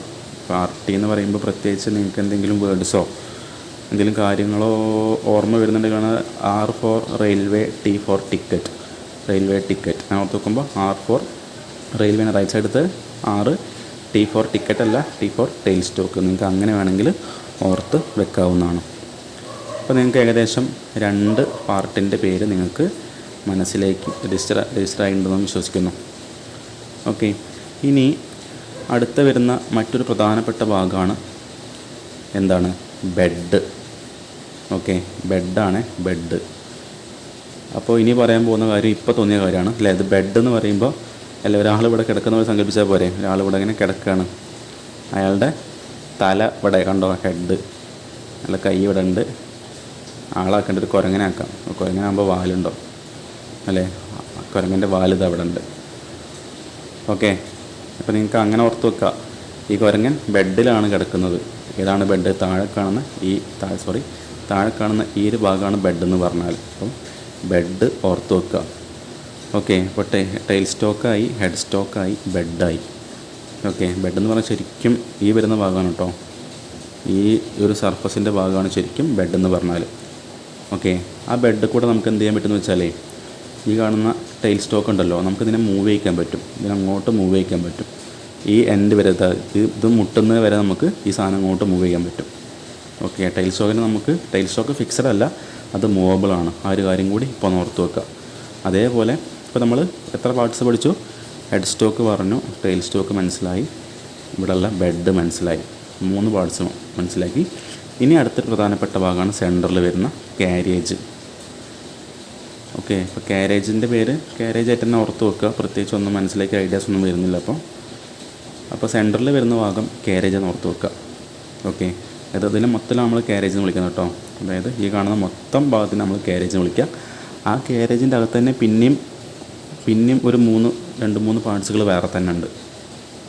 ഓക്കെ, അപ്പോൾ ജസ്റ്റ് മനസ്സിലാക്കി വെക്കുക. ഹെഡ് സ്റ്റോക്കായി, ടെയിൽ സ്റ്റോക്കായി, ബെഡായി, കാരേജായി. ഇനി ഞാൻ പറഞ്ഞു, ഈ ടെയിൽ സ്റ്റോക്ക് എന്താണ്? ഇത് മൂവബിൾ ആണല്ലേ, ഇതിങ്ങനെ നീക്കി കൊണ്ടുപോകാൻ പറ്റും. ഈ സർഫസ് കൂടെ, ഈ ബെഡ് കൂടെ എന്ത് ചെയ്യുക, ഇതിനെ നമുക്ക് തള്ളിയാൽ, നമ്മൾ ഇവിടുന്ന് ഒരാൾ ഫോഴ്സ് കൊടുത്ത് തള്ളി കഴിഞ്ഞാൽ എന്ത് ചെയ്യുക, പുഷ് ചെയ്താൽ ഇതിനെ നമുക്ക് ഇങ്ങോട്ട് നീക്കി കൊണ്ടുപോകാൻ പറ്റും. അതായത് ഈ ഒരു എൻഡ് ഭാഗം ഇവിടെ മുട്ടുന്ന വരെ നമുക്ക് നീക്കി കൊണ്ടുപോകാൻ പറ്റും. ഓക്കെ, അപ്പോൾ ശരിക്കും ടൈൽ സ്റ്റോക്കിൻ്റെ ഫംഗ്ഷൻ ഞാൻ പിന്നെ പറയാം, അടുത്തതിൽ പറയാം. അതേപോലെ നമ്മുടെ ഈ ഇതും എന്താണ്, ഈ കാരേജും എന്താണ്, ഇങ്ങോട്ടും അങ്ങോട്ടും മൂവബിളാണ്. അപ്പോൾ ഇതിനിവിടെ ഹാൻഡിലൊക്കെ ഉണ്ട്. ഓക്കെ, ഈ വീൽ തിരിക്കുമ്പോൾ നമുക്ക് ഇങ്ങോട്ട് ക്ലോക്ക് വൈസ് തിരിക്കുമ്പോൾ ഇത് ഇങ്ങോട്ട് പോവും, ഇങ്ങോട്ട് തിരിക്കുമ്പോൾ ആൻറ്റി ക്ലോക്ക് വൈസിൽ തിരിക്കുമ്പോൾ അത് ഇങ്ങോട്ട് ഈ ഡയറക്ഷനിലേക്കും പോകും. അപ്പോൾ അതും മൂവബിളാണ്. ഓക്കെ, ഇനി അതേപോലെ നമ്മുടെ ഈ ഹെഡ് സ്റ്റോക്ക് എന്തല്ല, ഹെഡ് സ്റ്റോക്ക് മൂവബിളല്ല, അതവിടെ ഫിക്സഡാണ്. ഓക്കെ, ഹെഡ് സ്റ്റോക്ക് അവിടെ ഫിക്സഡായിട്ട് നിൽക്കുകയാണ്. ഓക്കെ, ഹെഡ് സ്റ്റോക്ക് അവിടെ ഫിക്സഡായിട്ട് നിൽക്കുകയാണ്. അപ്പോൾ ഹെഡ് സ്റ്റോക്കിൻ്റെ പ്രത്യേകത എന്ന് പറഞ്ഞാൽ, അല്ലെങ്കിൽ ഹെഡ് സ്റ്റോക്കിൻ്റെ ഫംഗ്ഷൻ എന്ന് പറഞ്ഞാൽ, ഈ ഹെഡ് സ്റ്റോക്കിൻ്റെ അകത്താണ് നമ്മുടെ ഈ ഒരു മെഷീൻ അല്ലെങ്കിൽ ഈ ലെയ്ത്ത് മെഷീൻ ഓപ്പറേറ്റ് ചെയ്യാൻ ആവശ്യമായിട്ടുള്ള പവർ ട്രാൻസ്മിറ്റ് ചെയ്യുന്നൊരു ഭാഗമാണ്. ഇതിനകത്ത് കുറേ ഗിയേഴ്സൊക്കെ ഉണ്ടായിരിക്കും. ഓക്കെ, അപ്പോൾ നമുക്ക് ഡിഫറെൻറ്റ് സ്പീഡിൽ ഈ ലെയ്ത്തിനെ ഓപ്പറേറ്റ് ചെയ്യാനായിട്ട് കുറേ ഗിയേഴ്സൊക്കെ ഉണ്ടായിരിക്കും. അതുപോലെ തന്നെ ഇതിൻ്റെ സെൻറ്ററിലൂടെ ഒരു സ്പിൻഡിൽ ഉണ്ടായിരിക്കും. സ്പിൻഡിൽ എന്ന് പറഞ്ഞാൽ ഒരു എന്താ പറയുക, ഒരു പൈപ്പ് പോലത്തെ ഭാഗം സ്പിൻഡിൽ ഉണ്ടായിരിക്കും. ആ സ്പിൻഡിലിൻ്റെ എൻഡിലാണ് നമ്മൾ ഈ കാണുന്ന നമ്മുടെ വർക്ക് പീസിനെ ഹോൾഡ് ചെയ്യാനുള്ള വർക്ക് ഹോൾഡിങ് ഡിവൈസ് ആയിട്ടുള്ള ചക്ക് എന്ന് പറയുന്ന ഭാഗം ഫിറ്റ് ചെയ്തിട്ടുണ്ടായിരിക്കുക. ഓക്കെ, അതായത് ഈ കാണുന്ന ചക്ക് എന്ന് പറയുന്ന ഭാഗം എന്തായിരിക്കും, അത് റൊട്ടേറ്റിംഗ് ആണ്, അതിങ്ങനെ റൊട്ടേറ്റ് ചെയ്യും. അത് നമുക്ക് ക്ലോക്ക് വൈസിലും ആൻറ്റി ക്ലോക്ക് വൈസിലും നമുക്ക് സ്വിച്ച് വെച്ച് എന്ത് ചെയ്യാം, അതിനെ തിരിക്കാൻ പറ്റും. ഓക്കെ, ഈ കാണുന്ന ചക്കിൻ്റെ മേലായിരിക്കും നമ്മൾ എന്ത് ചെയ്യുക, നമ്മുടെ വർക്ക് പീസിനെ ഇവിടെ സെറ്റ് ചെയ്ത് വെക്കുക. അതിൻ്റെ അർത്ഥം നമ്മൾ ഈ മെഷീൻ അല്ലെങ്കിൽ ലെയ്ത്ത് ഓൺ ആക്കിയാൽ എന്ത് ചെയ്യും, ഈ കാണുന്ന ചക്ക് റൊട്ടേറ്റ് ചെയ്യും, അതിൻ്റെ കൂടെ എന്ത് ചെയ്യും, ഈ കാണുന്ന വർക്ക് പീസും റൊട്ടേറ്റ് ചെയ്യും. അപ്പോൾ നമുക്ക് ഈ കാണുന്ന ചക്കിനെ ഡിഫറെൻറ്റ് സ്പീഡ്സിൽ റൊട്ടേറ്റ് ചെയ്യിക്കാൻ ആവശ്യമായിട്ടുള്ള ഗിയേഴ്സിൻ്റെ അറേഞ്ച്മെൻറ്റ്സൊക്കെ ആയിരിക്കും ഈ ഹെഡ് സ്റ്റോക്കിനകത്ത് ഉണ്ടായിരിക്കുക. നേരത്തെ പറഞ്ഞ പോലെ പവർ ട്രാൻസ്മിറ്റ് ചെയ്യുന്ന പ്രധാനപ്പെട്ട ഗിയേഴ്സൊക്കെ ഉണ്ടായിരിക്കുക അതിനകത്തായിരിക്കും. അതുപോലെ ചിലപ്പോൾ അതിൻ്റെ അകത്തായിട്ടോ അല്ലെങ്കിൽ പുറത്തായിട്ടോ ഇലക്ട്രിക് മോട്ടർ ഉണ്ടായിരിക്കും. ആ ഇലക്ട്രിക് മോട്ടർ ഒന്നായിരിക്കും എന്ത് ചെയ്യുക, ചിലപ്പോൾ ബെൽറ്റ് വെച്ചായിരിക്കും ആ ഗിയറിൻ്റെ മേലേക്ക് അല്ലെങ്കിൽ പുള്ളീൻ്റെ മേലേക്ക് കണക്ട് ചെയ്ത് വെച്ചിട്ടുണ്ടായിരിക്കാം. അപ്പോൾ നമ്മൾ ഇലക്ട്രിക് കറണ്ട് നമ്മൾ മെഷീൻ ഓണാക്കുക എന്ന് പറഞ്ഞാൽ നമ്മൾ ഇലക്ട്രിക് കറണ്ട് ആയിരിക്കും മെഷീനിലേക്ക് സപ്ലൈ ചെയ്യുന്നുണ്ടായിരിക്കും. അതിൽ മോട്ടറിലേക്ക് നമ്മൾ കറണ്ട് കൊടുക്കുമ്പോൾ മോട്ടർ റൊട്ടേറ്റ് ചെയ്യും. മോട്ടറിന് റൊട്ടേറ്റ് ചെയ്യുമ്പോൾ എന്ത് ചെയ്യും, ഈ പറഞ്ഞ പോലെ മോട്ടറിൽ നിന്നുള്ള പവറായിരിക്കും എന്ത് ചെയ്യുക, നമ്മൾ ഒരു റോപ്പ് വെച്ച് എന്ത് ചെയ്യുക അല്ലെങ്കിൽ ബെൽറ്റ് വെച്ച് നമ്മൾ ഈ സ്പിൻഡിലിൻ്റെ മേലുള്ള ഗിയേഴ്സിൻ്റെ മേലേക്ക് കൊടുത്തിട്ടുണ്ടായിരിക്കുക അല്ലെങ്കിൽ പുള്ളീൻ്റെ മേലേക്ക് കൊടുത്തിട്ടുണ്ടായിരിക്കുക. അങ്ങനെയായിരിക്കും ആ ഒരു സ്പിൻഡിൽ റൊട്ടേറ്റ് ചെയ്യുകയും അതുപോലെ നമ്മുടെ ഈ ഒരു ചക്ക് റൊട്ടേറ്റ് ചെയ്യുകയും നമ്മൾ ചക്കിൽ ഫിറ്റ് ചെയ്യുന്ന വർക്ക് പീസും റൊട്ടേറ്റ് ചെയ്യുന്നുണ്ടായിരിക്കുക. ഓക്കെ, അപ്പോൾ നമ്മൾ ഹെഡ് സ്റ്റോക്കിൻ്റെ ഫങ്ഷൻസ് നമ്മൾ കുറച്ചൊക്കെ പറഞ്ഞു. ഓക്കെ, എന്താണ് ഹെഡ് സ്റ്റോക്ക് എന്ന് പറഞ്ഞാൽ ഹെഡ് സ്റ്റോക്കിൻ്റെ അകത്താണ് പവർ ട്രാൻസ്മിഷൻ ആവശ്യമായിട്ടുള്ള ഗിയേഴ്സിൻ്റെ അറേഞ്ച്മെൻറ്റ്സ് ഒക്കെ ഉണ്ടായിരിക്കുക. ആ ഹെഡ് സ്റ്റോക്കിൻ്റെ മേലായിരിക്കും നമ്മൾ എന്ത് ചെയ്യുക, ഈ കാണുന്ന ചക്ക് നമ്മൾ ഫിറ്റ് ചെയ്തിട്ടുണ്ടായിരിക്കുക. ഈ ചക്കിനകത്താണ് നമ്മുടെ വർക്ക് പീസ് എന്ത് ചെയ്യുക അവിടെ ഹോൾഡ് ചെയ്ത് വെക്കുക. അപ്പോൾ ചക്ക് എന്ന് പറഞ്ഞാൽ സ്പെല്ലിങ് CHUCK. ചക്ക് ഒരു വർക്ക് ഹോൾഡിംഗ് ഡിവൈസാണ്. ഓക്കെ, ചക്ക് വർക്കിനെ ഹോൾഡ് ചെയ്യുന്ന ഡിവൈസാണ്. ഓക്കെ, അത്രയും പറഞ്ഞ കാര്യങ്ങൾ ഏകദേശം ഒരു ഐഡിയ കിട്ടിയെന്ന് വിചാരിക്കുന്നു. എന്തായാലും ഹെഡ് സ്റ്റോക്കും ഒരു ഐഡിയ കിട്ടി, ടെയിൽ സ്റ്റോക്കും എവിടെയാണുള്ള സ്ഥാനത്തിന് ഐഡിയ കിട്ടി, ബെഡ് എവിടെയാണെന്നുള്ളത് മനസ്സിലായി, കാരേജ് എന്താണെന്നുള്ളത് മനസ്സിലായി, ചക്ക് എന്താണെന്നുള്ളത് മനസ്സിലായി, ഹെഡ് സ്റ്റോക്കിനകത്ത് ആരൊക്കെ ഉണ്ടെന്നുള്ളത് മനസ്സിലായി, ഹെഡ് സ്റ്റോക്ക് അല്ലെങ്കിൽ നമ്മുടെ ലൈറ്റിലേക്ക് എങ്ങനെയാണ് പവർ കൊടുക്കുന്നത് മനസ്സിലായി. ഓക്കെ, അപ്പോൾ ഞാൻ പറഞ്ഞു നമ്മൾ ഇലക്ട്രിക് മോട്ടോർ ഉപയോഗിക്കുന്നു പറഞ്ഞു അല്ലേ. ജസ്റ്റ് ഇലക്ട്രിക് മോട്ടോർ എന്ന് പറയുമ്പോൾ മനസ്സിലാക്കട്ടോ, നമ്മൾ സാധാരണ നമ്മൾ വീട്ടിലൊക്കെ ഉപയോഗിക്കുന്ന ഇലക്ട്രിക് മോട്ടോർ പമ്പ് ഉണ്ടല്ലോ. അപ്പോൾ എന്ന് വെച്ചാൽ ആ മോട്ടോർ റൊട്ടേറ്റ് ചെയ്യുമ്പോൾ മോട്ടറിൻ്റെ ആ ഷാഫ്റ്റ് റൊട്ടേറ്റ് ചെയ്യും. നമുക്ക് വേണം ഇങ്ങനെ വരയ്ക്കാം. ഇത് മോട്ടറാണെന്ന് വിചാരിക്കുക, ഇത് മോട്ടറാണ്. മോട്ടർ ഓൺ ആയി കഴിഞ്ഞാൽ സെൻറ്ററിൽ കാണുന്ന ഈ ഷാഫ്റ്റ് ഇത് തിരിയും വിചാരിക്കാം. ഓക്കെ, സെൻറ്ററിലുള്ള ഈ ഷാഫ്റ്റ് റൊട്ടേറ്റ് ചെയ്യും.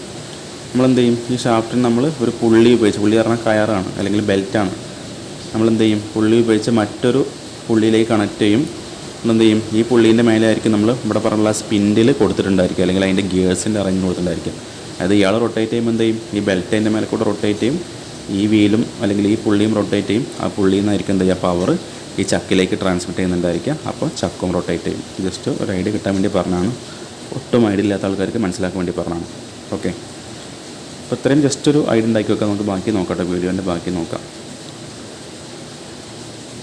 അപ്പോൾ ഇവിടെ നിങ്ങൾക്ക് ഏകദേശം ഒരു ടെയിൽ സ്റ്റോക്കിനിവിടെ ഞാൻ പറഞ്ഞ പോലെ റൈറ്റ് ഹാൻഡിലുള്ള ഭാഗം ടെയിൽ സ്റ്റോക്കാണ് കേട്ടോ. ഇതാണ് നമ്മൾ ടെയിൽ സ്റ്റോക്ക്. ടെയിൽ സ്റ്റോക്കിൻ്റെ മേലെ ഈ പറഞ്ഞോ ഇവിടെ ഒരു വീലുണ്ട്. സോറി,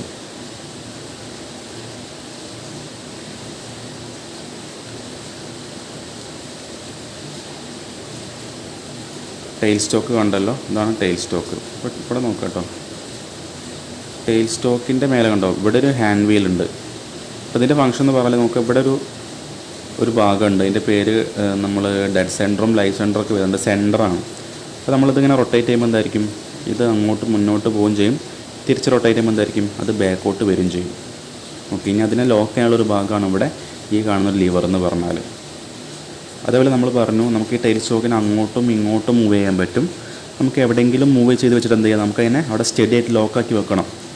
അതിനുള്ളതാണ് ഈ ഒരു നെറ്റ് ബോൾട്ട് അസംബ്ലി കൊടുത്തിട്ടുള്ളത്. അതിനെ ലോക്കാക്കി വെക്കാനാണ്, ഏതെങ്കിലും സാധനത്ത് വെച്ചിട്ട് ലോക്കാക്കാനുള്ള ഒരു നെറ്റ് ആൻഡ് ബോൾട്ട് അസംബ്ലി കൊടുത്തുള്ളത്. ജസ്റ്റ് എല്ലാം മനസ്സിലാക്കി പോവുക. ഓക്കെ, ഉണ്ടോ, നമുക്കതിനെങ്ങനെ തള്ളിക്കൊണ്ടാൽ ഉണ്ടോ ആ എൻഡ് വരെ നമുക്ക് നീക്കാൻ പറ്റും. ഓക്കെ, നമ്മുടെ വർക്ക് പീസിൻ്റെ മേലെ ഉണ്ടോ. ഇപ്പോൾ ആ ഒരു ഹാൻഡ് വീൽ റൊട്ടേറ്റ് ചെയ്യുമ്പോൾ ശ്രദ്ധിക്കട്ടെ, എന്താ സംഭവിക്കുന്നത്, ഇവിടെ കാണുന്ന ഈ ഒരു ഭാഗം മുന്നോട്ട് നീങ്ങുന്നുണ്ടായിരിക്കും, ശ്രദ്ധിക്കണേ.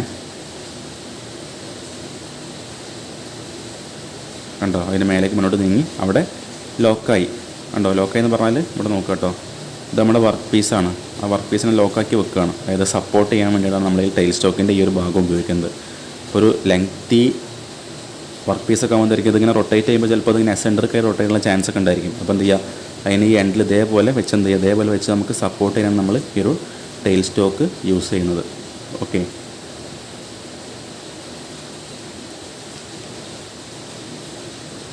എന്നെ ലോക്കാക്കാണ് കേട്ടോ. അത് തിരിക്കുമ്പോൾ അത് ലോക്കായി, ആ ഡെഡ് സെൻറ്റർ അവിടെ ലോക്കായി.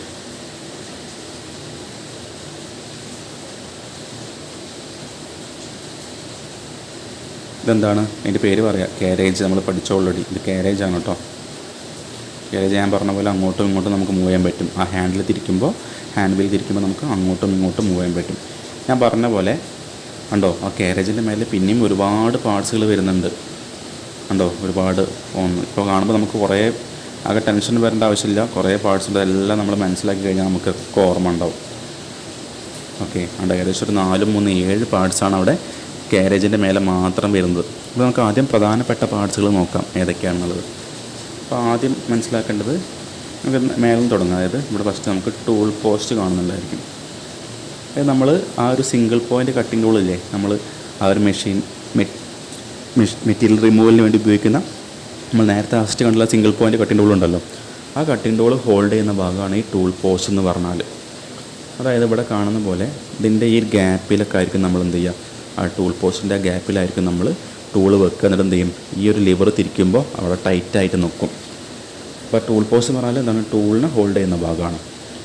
പിന്നെ നോക്കുക, അടുത്തൊരു ഭാഗമാണ് കോമ്പൗണ്ട് സ്ലൈഡ്. ഓക്കെ, കോമ്പൗണ്ട് സ്ലൈഡാണ്.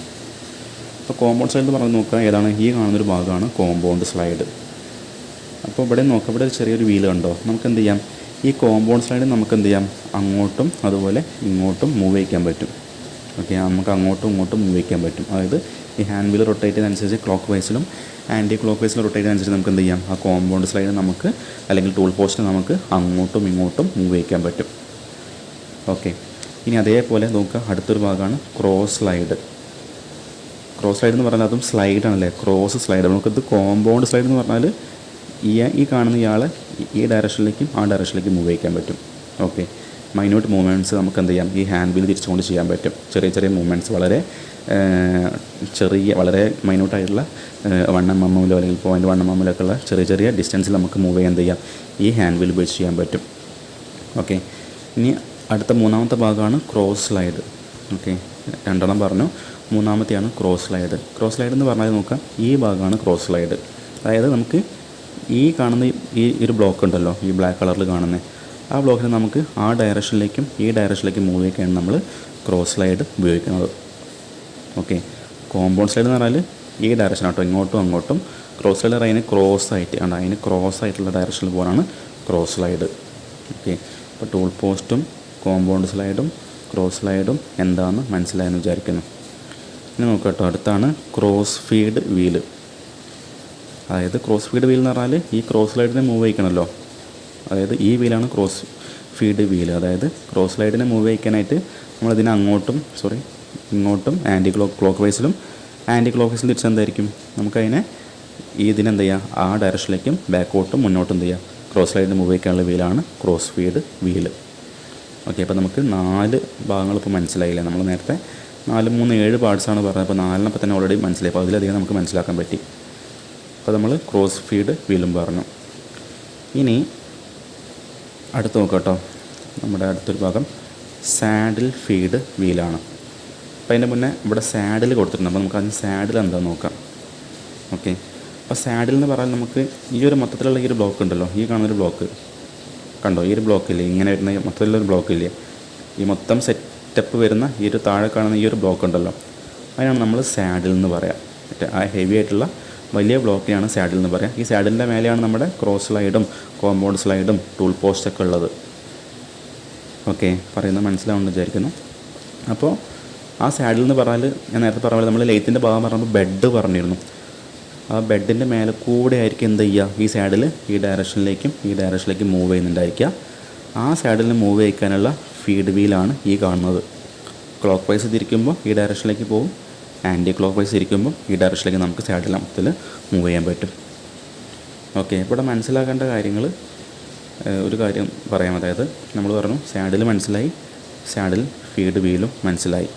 അപ്പോൾ നമുക്കിവിടെ 1, 2, 3, 4, 5, 6, 7 പാർട്സിൽ 6 മനസ്സിലായി. ഞാൻ ഈ ലോക്ക് ലിവറും കൂടി പറയാൻ കൂടി പറഞ്ഞിട്ട് നമുക്ക് ബാക്കിയുള്ള കാര്യം ഡിസ്കസ് ചെയ്യാം. അതായത് അവസാനത്തെ ഭാഗമാണ് ലോക്ക് ലിവർ, പ്രധാനപ്പെട്ട ഭാഗമാണ് ലോക്ക് ലിവർ.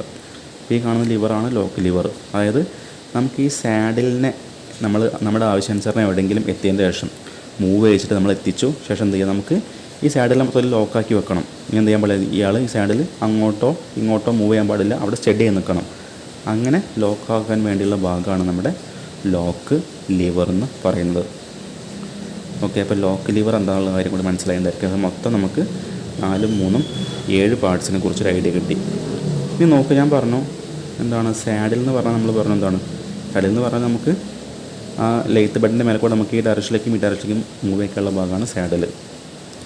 അത് മൂവ് ചെയ്യാൻ ആവശ്യമുള്ള വീലാണ് ഈ സാഡിൽ ഫീഡ് വീല്.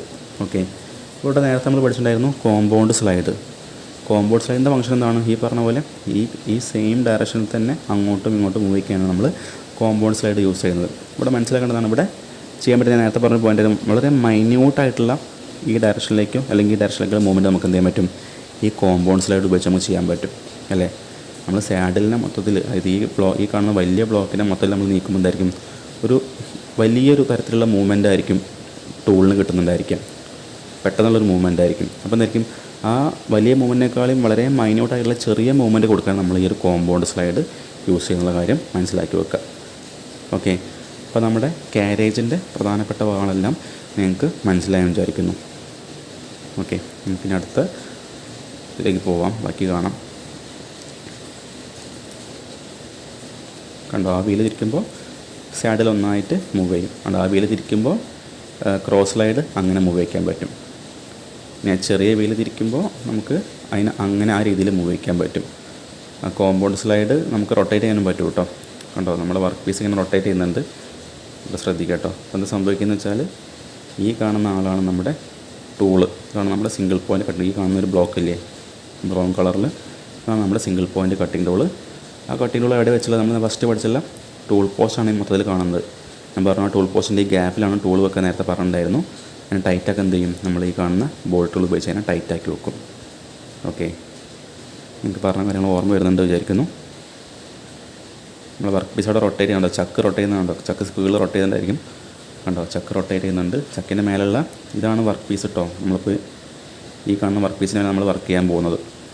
ഓക്കെ, ഇനി ചക്ക് നമുക്ക് ഇതിൻ്റെ പേരെന്തായിരുന്നു ഓർമ്മയില്ലേ അല്ലേ, തല, ഹെഡ് സ്റ്റോക്കാണ്. ഓക്കെ, അപ്പോൾ ഇവിടെ കുറേ ഗിയറിൻ്റെ അറേഞ്ച്മെൻറ്റ് കണ്ടിരിക്കാൻ നമുക്ക് ഈ ചക്കിന് അല്ലെങ്കിൽ വർക്ക് പീസിന് നമുക്ക് വ്യത്യസ്ത തരത്തിലുള്ള സ്പീഡിൽ റൊട്ടേറ്റ് ചെയ്യാൻ ആവശ്യമായുള്ള ഗിയറിൻ്റെ അറേഞ്ച്മെൻറ്റാണ് ഇവിടെ ഉണ്ടായിരിക്കുക, ഇതിനകത്തും ഉണ്ടായിരിക്കും. ഓക്കെ, കണ്ടോ, അതിൻ്റെ ഇപ്പോൾ ആ ഒരു ഹെഡ് സ്റ്റോക്കിൻ്റെ അഗാണ് കാണിക്കുന്നത് കേട്ടോ. ഹെഡ് സ്റ്റോക്കിൻ്റെ ആ മേലത്തെ കവർ മാറ്റിയുള്ള അഗാണ് കാണിക്കുന്നത്. കണ്ടോ, ഞാൻ നേരത്തെ പറഞ്ഞ പോലെ പുള്ളീൻ്റെ കാര്യം പറഞ്ഞില്ലേ, മോട്ടറിൻ്റെ. കണ്ടോ, ഇതാണ് മോട്ടർ കേട്ടോ, ഇലക്ട്രിക് മോട്ടറാണ്. ആ ഷാഫ്റ്റിൽ നിന്ന് പുള്ളി ഉപയോഗിച്ച് എന്ത് ചെയ്യാണ്, നമ്മൾ മേലത്തെ ഹെഡ് സ്റ്റോക്കിലേക്കാണ് പവർ ട്രാൻസ്മിറ്റ് ചെയ്യുന്നത്. ഓക്കെ,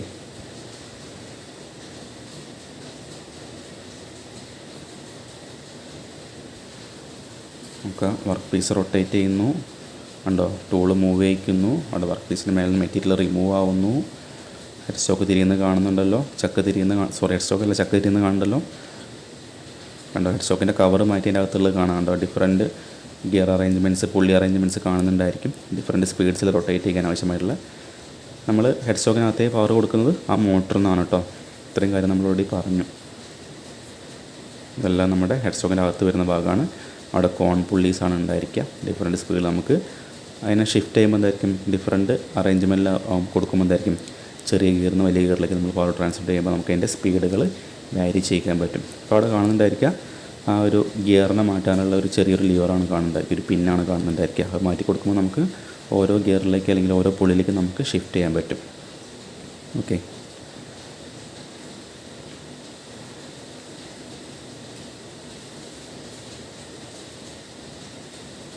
ഉണ്ടാവും ഷിഫ്റ്റ് ചെയ്തു ഉണ്ടാവും. ബെൽറ്റ് ഷിഫ്റ്റ് ചെയ്യുമ്പോൾ സ്പീഡ് മാറും. ഓക്കെ, റൊട്ടേറ്റ് ചെയ്യുന്ന സ്പീഡ് മാറും. അത് നമുക്ക് കോമൺ ആയിട്ട് അറിയുന്ന കാര്യമായിരിക്കും. അപ്പോൾ ഒരു പിന്നെ ഊരിയിട്ടായിരിക്കും നമ്മൾ ഇതിനെ ഷിഫ്റ്റ് ചെയ്യുന്നുണ്ടായിരിക്കും കേട്ടോ. അത് ജസ്റ്റ് ഒന്ന് മനസ്സിലാക്കി വെക്കുക. ഉണ്ടോ, അവർ തമ്മിൽ കണക്ട് ചെയ്തു. റൊട്ടേറ്റ് ചെയ്യുമ്പോൾ പവർ ട്രാൻസ്മിറ്റ് ചെയ്യും. കണ്ടോ, മോട്ടറിൽ നിന്ന് കിട്ടുന്ന പവർ ഗിയർ വഴി അങ്ങനെ ട്രാൻസ്മിറ്റ് ചെയ്യും. ഗിയറിൻ്റെ അറേഞ്ച്മെൻറ്റ് ജസ്റ്റ് ഒന്ന് മനസ്സിലാക്കി വെച്ചാൽ മതി, ഇങ്ങനെയാണ് ഉണ്ടാവുക എന്നുള്ളത്. അത്രയും ഡീറ്റെയിൽ ആയിട്ട് പഠിക്കേണ്ട ആവശ്യമില്ല. ഹെഡ് സ്റ്റോക്കിനകത്ത് സംഭവിക്കുന്ന കാര്യം ജസ്റ്റ് ആനിമേഷനായിട്ട് കാണിക്കുന്നുള്ളൂ കേട്ടോ.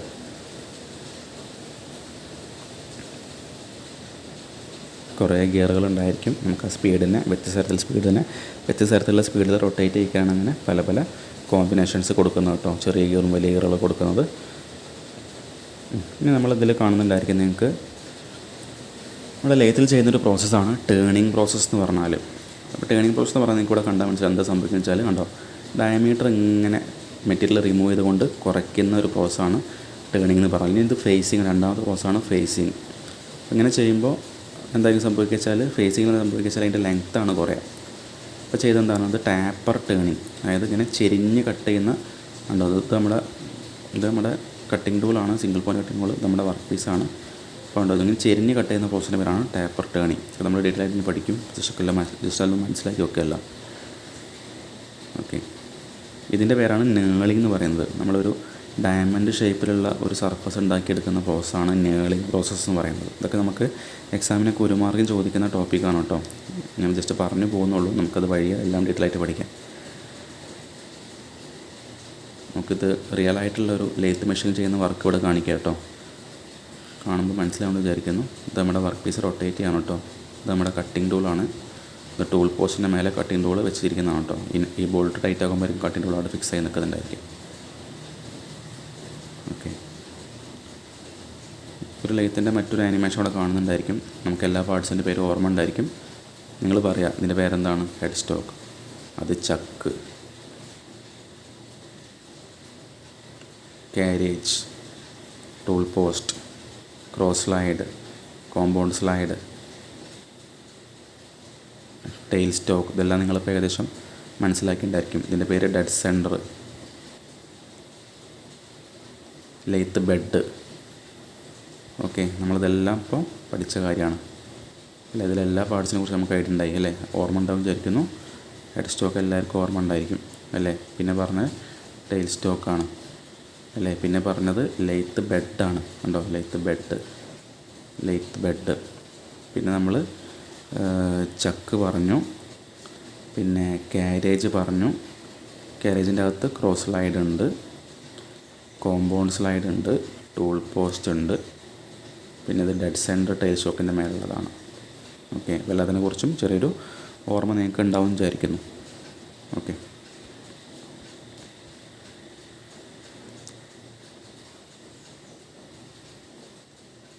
ഇവിടെ ചെയ്യുന്നത് എന്താ വെച്ചാൽ, നമ്മൾ കണ്ടോ ഇത് നമ്മുടെ ചക്കാണ് കേട്ടോ. ഇതൊരു ചക്കാണ്. നമ്മൾ നേരത്തെ പറഞ്ഞ ചക്ക് എന്ന് പറഞ്ഞാൽ വർക്ക് ഹോൾഡിംഗ് ഡിവൈസാണ്. ഈ കാണുന്ന ഇതാണ് നമ്മുടെ വർക്ക് പീസ്. ഇപ്പം ഒരു സിലിണ്ടറിക്കൽ ഷേപ്പിലുള്ള ഒരു വർക്ക് പീസാണ്. നമ്മളിതിൻ്റെ അകത്തേക്ക് ഇൻസേർട്ട് ചെയ്ത് വെക്കും. ചിലപ്പോൾ അതിന് നീളം ശരിക്കും ഇത്ര അതിൻ്റെ അകത്തേക്ക് കയറിപ്പോയിട്ടുണ്ടായിരിക്കും. എന്ത് ചെയ്യണം, അവിടെ വെറുതെ വെച്ചാൽ പോലെ എന്ത് ചെയ്യണം, അതിനെ ടൈറ്റാക്കി വെക്കാൻ നമ്മളിവിടെ ചക്ക് കീ ഉപയോഗിക്കും. ചക്കി, ഓക്കെ, ചക്കിയല്ല ചക്ക് കീ ആണ് കേട്ടോ. ചക്ക് കീ ആണ് ഇപ്പോൾ ഇവിടെ ആ ഒരു പ്രോസസ്സാണ് ഇവിടെ കാണുന്നുണ്ടായിരിക്കുക. ടൈറ്റാക്കുന്ന, അതിലേക്ക് ഇറക്കി വെച്ച് ടൈറ്റാക്കുമ്പോൾ ആ ഒരു വർക്ക് ഹോൾഡ് ഡിവൈസായിട്ടുള്ള ചക്കിൻ്റെ അകത്ത് എന്ത് ചെയ്യും, നമ്മുടെ വർക്ക് പീസ് ടൈറ്റായിട്ട് നിൽക്കും. നമ്മളിപ്പോൾ ഇവിടെ കണ്ടിട്ടുണ്ടായിരിക്കുക. നമുക്ക് 4 നോക്കുക.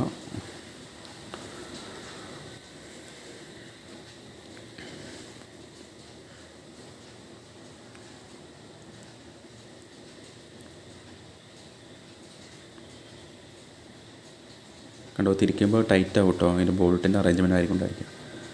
അപ്പോൾ അവിടെ കാരേജിന് നീക്കുന്നൊക്കെ നിങ്ങൾക്ക് മനസ്സിലാവുന്നുണ്ടായിരിക്കും. ആ ഹാൻഡ് വീൽ തിരിക്കുമ്പോൾ കാരേജ് മൂവ് ചെയ്യും. ടൈൽ സ്റ്റോക്കിൻ്റെ ആ ഒരു ലിവർ തിരിച്ചാൽ നമുക്ക് തള്ളിയാൽ മൂവ് ചെയ്യിക്കാൻ പറ്റും. അത് ടൈറ്റ് ആക്കിയാൽ ഡെഡ് സെൻറ്റർ ലോക്കാക്കാൻ പറ്റും.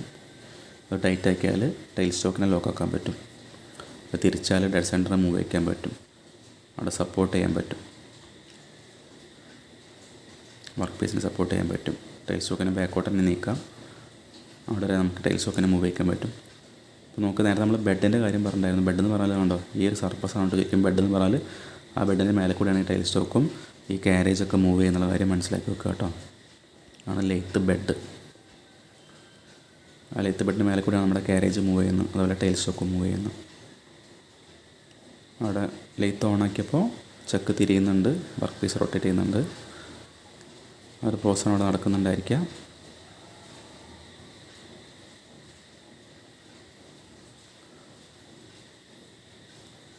കണ്ടോ, അത് ക്രോസ് സ്ലൈഡാണ്. അതിനെ നമുക്ക് മൂവ് ചെയ്യിക്കാം. നമ്മൾ ടൂൾ പോസ്റ്റിലെ ടൂളിനെ സെൻറ്റർ ചെയ്യുന്ന പ്രോസസ്സാണ് നടക്കുന്നത്. കറക്റ്റ് സെൻറ്റർ ആക്കാനാണ് നമ്മൾ ആ ഡെഡ് സെൻറ്ററിൽ വെച്ചിട്ട്. ഫേസിങ് ഉണ്ട്, ചാംഫറിങ് ഉണ്ട്, ടേണിങ് ഉണ്ട്, പല പല പ്രോസസ്സുകളാണ് നമ്മൾ ലേത്ത് ഉപയോഗിച്ച് ചെയ്യുന്നുണ്ടായിരിക്കാം. ഇപ്പോൾ ഫേസിങ് എന്ന് പറയുമ്പോൾ നേരത്തെ പറഞ്ഞ പോലെ ആ ഒരു വർക്ക് പീസിൻ്റെ ലെങ്ത്ത് കുറയ്ക്കുന്ന പ്രോസസ്സാണ് ഫേസിങ്. അപ്പോൾ ഫേസിങ് ചെയ്യുമ്പോൾ നമ്മൾ ഇതേപോലെ ടൂള് 45 ഡിഗ്രിയിലായിരിക്കും നമ്മൾ സെറ്റ് ചെയ്ത് വെക്കേണ്ടത്. നമ്മളിങ്ങനെ ക്രോസ് സൈഡ് ഉപയോഗിച്ച് മൂവ് വയ്ക്കുമ്പോണ്ടോ അതിൻ്റെ ലെങ്ത്ത് കുറയുന്നുണ്ടോ, പിന്നെ ബാക്കോട്ട് തന്നെ കൊണ്ടുവരിക, പിന്നെയും ഒരു ഡെപ്ത് ഓഫ് കട്ട് കൊടുക്കുക, പിന്നെയും മുന്നോട്ട് കൊണ്ടുപോകുമ്പോൾ എന്തായിരിക്കും നമുക്ക് ആ ഒരു വർക്ക് പീസിൻ്റെ മേലെ നിന്ന് മെറ്റീരിയൽ റിമൂവ് ചെയ്യുമ്പോൾ അതിൻ്റെ ലെങ്ത്ത് കുറയ്ക്കാൻ പറ്റും. ചാംഫർ എന്ന് പറഞ്ഞാൽ നമ്മൾ എഡ്ജ് ഇങ്ങനെ ചെരിച്ച് കട്ട് ചെയ്യുന്ന പ്രോസസ്സാണ് ചാംഫറിങ്. ഒക്കെ നമ്മളിനി വഴിയെ പഠിക്കാനുള്ള ടോപ്പിക്കുകളാണ് അല്ലെങ്കിൽ പ്രോസസ്സുകളാണ്. നോക്കുക ഉണ്ടോ, അങ്ങനെ ചെരിച്ച് കട്ട് ചെയ്യുന്ന പ്രോസസ്സാണ് ചാംഫറിങ്. ടൂൾ പോസ്റ്റിൽ നിന്നും ടൂളിനെ റിമൂവ് ചെയ്യാൻ നമുക്ക് ലൂസാക്കിയാൽ മതി, അല്ലെങ്കിൽ ടൂളിനെ അഡ്ജസ്റ്റ് ചെയ്യാൻ നമുക്ക് ലൂസാക്കാൻ പറ്റും. ടൈറ്റ് ആക്കിയാൽ അവിടെ ലോക്കായി നിൽക്കും. ക്രോസ് സൈഡിൽ നമുക്ക് മൂവ് ചെയ്യിക്കാം. കാരേജിനെ മൂവ് ചെയ്യിക്കുന്നതിൻ്റെ അടുത്തേക്ക് ഉണ്ടോ അവിടെ ടേണിങ് പ്രോസസ്സാണ് ഇപ്പോൾ നടക്കുന്നത്. ടേണിങ് ചെയ്യുമ്പോൾ നമ്മൾ 90 ഡിഗ്രിയിലാണ് നമ്മൾ ടൂൾ പോസ്റ്റിൻ്റെ മേലെ ടൂൾ വെക്കേണ്ടി വരിക. അവിടെ നമുക്ക് ഒരു ശരിക്കുള്ളൊരു പ്രോസസ്സ് അവിടെ കാണേണ്ടത് ആനിമേഷനുള്ള യഥാർത്ഥ വ്യൂ ആണ്. അവിടെ നോക്കി മനസ്സിലാവുന്നത് ഫേസിങ് പ്രോസസ്സാണ് ചെയ്യുന്നത്. ഫേസ് എന്ന് പറഞ്ഞാൽ ആ വർക്ക് പീസിൻ്റെ ഫേസിൽ നിന്നും മെറ്റീരിയൽസ് റിമൂവ് ചെയ്യണം കേട്ടോ. ഇവിടെ കാണുന്ന പോലെ ഇത് നമ്മുടെ ടൂളാണ് കേട്ടോ. ഇത് നമ്മുടെ വർക്ക് പീസ് റൊട്ടേറ്റ് ചെയ്യുന്നു. ഇത് നമ്മുടെ ചക്കാണ് ഉണ്ടോ. അയാൾ ക്രോസ് സ്ലൈഡ് ഉപയോഗിച്ച് തിരിക്കുമ്പോൾ ബാക്കോട്ട് പോകുന്നുണ്ടോ. സ്വിച്ച് ഓഫ് ആക്കിയാൽ നമ്മുടെ ചക്ക് ഓഫ് ആവും.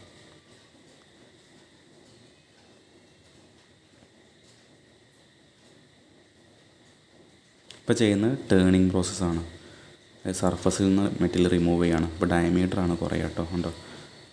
ഇവിടെ കാണുന്ന കുറേ കാര്യങ്ങൾ ഇതൊക്കെ അതിൻ്റെ ചിപ്പുകളാണ്. അതിൻ്റെ മേലെ മെറ്റീരിയൽ റിമൂവ് ചെയ്യുമ്പോൾ ചെറിയ ചെറിയ പൊടിയായിട്ട് ഇങ്ങനെ റിമൂവ് ആവുന്നതാണ് ചിപ്സ് എന്നാണ് നമ്മൾ പറയുക. അതിൽ കണ്ടിന്യൂസ് ചിപ്സും ഡിസ്കണ്ടിന്യൂസ് ചിപ്സൊക്കെ വരുന്നുണ്ടൊക്കെ നമ്മൾ വഴി കഴിഞ്ഞ് പഠിക്കും. കാരണം നമ്മളിപ്പോൾ ഇയാൾ കാരേജിനാണ് മൂവ് ചെയ്യിക്കുന്നുണ്ടോ, കാരേജിനെ മൂവ് ചെയ്യിക്കുകയാണ്. അപ്പോൾ തിരിക്കുമ്പോൾ കാരേജിനെ മൂവ് ചെയ്യാൻ പറ്റും. നമ്മളിപ്പോൾ മൂവ് ചെയ്യിക്കാൻ കോമ്പൗണ്ട് റെസ്റ്റിനാണ് മൂവ് ചെയ്യിക്കുന്നത്. ചെറിയ മൈന്യൂട്ടായിട്ടുള്ള മൂവ്മെൻറ്റ് എന്ത് ചെയ്യും, കോമ്പൗണ്ട് റെസ്റ്റിന് നീക്കുന്നുണ്ടോ ചെറുതായിട്ട് ഉണ്ടോ. വീണ്ടും കോമ്പൗണ്ട് റെസ്റ്റ് ഇരിക്കുമ്പോൾ അത് ഇങ്ങോട്ടും അങ്ങോട്ടും നീക്കാൻ പറ്റും. അതുകൊണ്ട് വളരെ മൈന്യൂട്ടായിട്ട് നീക്കാനാണ് നമ്മൾ കോമ്പൗണ്ട് റെസ്റ്റിലെ ആ ഒരു ഭാഗം നമ്മൾ യൂസ് ചെയ്യുക.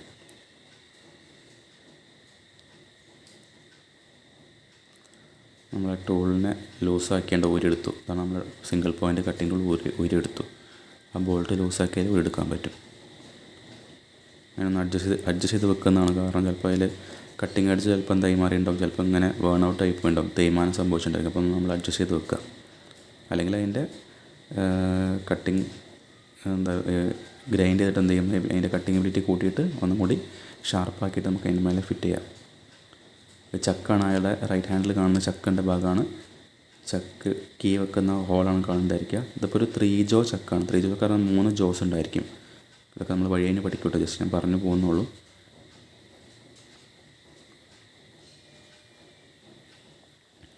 ഇപ്പോൾ അദ്ദേഹം ചെയ്യുന്നത് അവിടെ ത്രെഡിങ് എന്ന് പറയുന്ന പ്രോസസ്സാണ് ചെയ്യുന്നത്. അതായത് വർക്ക് പീസിൻ്റെ മേലെ കൂടെ ത്രെഡ് കട്ട് ചെയ്യുകയാണ്. ത്രെഡ് എന്ന് പറഞ്ഞാൽ നമുക്കറിയാം ബോൾട്ടിൻ്റെ മേലേക്കുള്ള ഗ്രൂവ് ഉണ്ട്, അതാണ് നമ്മൾ ത്രെഡ് എന്ന് പറയുന്നത്. ത്രെഡാണ് കട്ട് ചെയ്യുന്നത്. അപ്പോൾ അവിടെ കണ്ടോ, ത്രെഡ് കട്ട് ചെയ്യണം ആ വർക്ക് പീസിൻ്റെ മേലെ കൂടെ.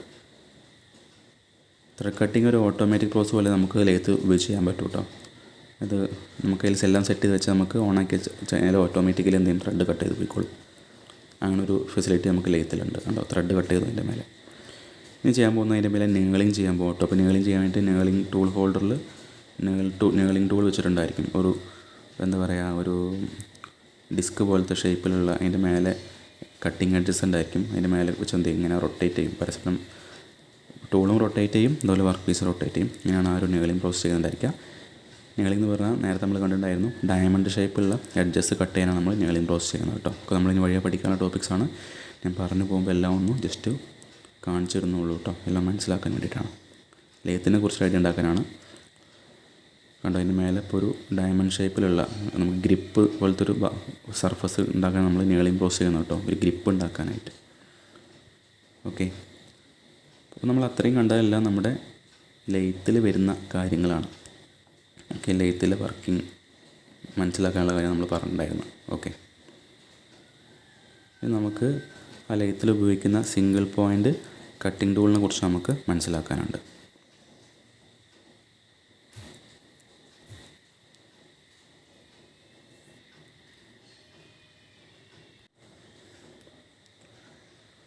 ഇനി നോക്കുക കേട്ടോ, ഇതിലിപ്പോൾ നിങ്ങൾക്ക് അത്യാവശ്യം ലെയ്ത്തിൻ്റെ മിക്കവാറും നമ്മൾ നേരത്തെ കണ്ടിട്ടുള്ള എല്ലാ ഭാഗങ്ങളും ഒരു ഐഡിയ കിട്ടുന്നുണ്ടായിരിക്കും. നമ്മൾ പറയാത്ത ഭാഗങ്ങൾ ഇപ്പോൾ ഇതിൽ കാണുന്നുണ്ടായിരിക്കുക. ഒന്ന് ലീഡ് സ്ക്രൂ ആണ്, ഒന്ന് ഫീഡ് റോഡാണ്.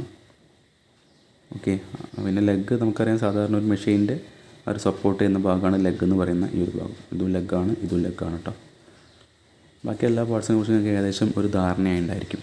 ഓക്കെ, അപ്പോൾ നമുക്ക് ഇതിൻ്റെ കണ്ടിന്യൂഷനായിട്ട് നമുക്കുള്ള ബാക്കിയുള്ള ക്ലാസ് ബാക്കിയുള്ള ടോപ്പിക്സ് നമുക്ക് നെക്സ്റ്റ് ക്ലാസ്സിൽ ഡിസ്കസ് ചെയ്യാം. അപ്പോൾ നേരത്തെ പറഞ്ഞ പോലെ ഇപ്പോൾ നമ്മൾ ലെയ്ത്ത് മാത്രമേ ഡിസ്കസ് ചെയ്യാൻ പറ്റുള്ളൂ. നമുക്ക് എന്ത് ചെയ്യാം, നമുക്കിനി ആ സിംഗിൾ പോയിൻ്റ് കട്ടിംഗ് ടൂളിനെ കുറിച്ച് പഠിക്കണം. അപ്പോൾ നിങ്ങൾ ഇപ്പോൾ ലെയ്ത്തിൽ പഠിച്ചിട്ടുള്ള ലെയ്ത്തിൽ മനസ്സിലായിട്ടുള്ള ഭാഗങ്ങൾ, അതിൻ്റെ പേരുകൾ ഓർമ്മ ഉണ്ടെങ്കിൽ ജസ്റ്റ് ഒന്ന് കമൻറ്റ് ചെയ്യാം. ഓക്കെ, നമുക്ക് ഇതിൻ്റെ കണ്ടിന്യൂറ്റി അല്ലെങ്കിൽ കണ്ടിന്യൂഷൻ നമുക്ക് നെക്സ്റ്റ് ക്ലാസ്സിൽ ബാക്കിയുള്ള ഡിസ്കസ് ചെയ്യാം കേട്ടോ. Okay, thank you for watching.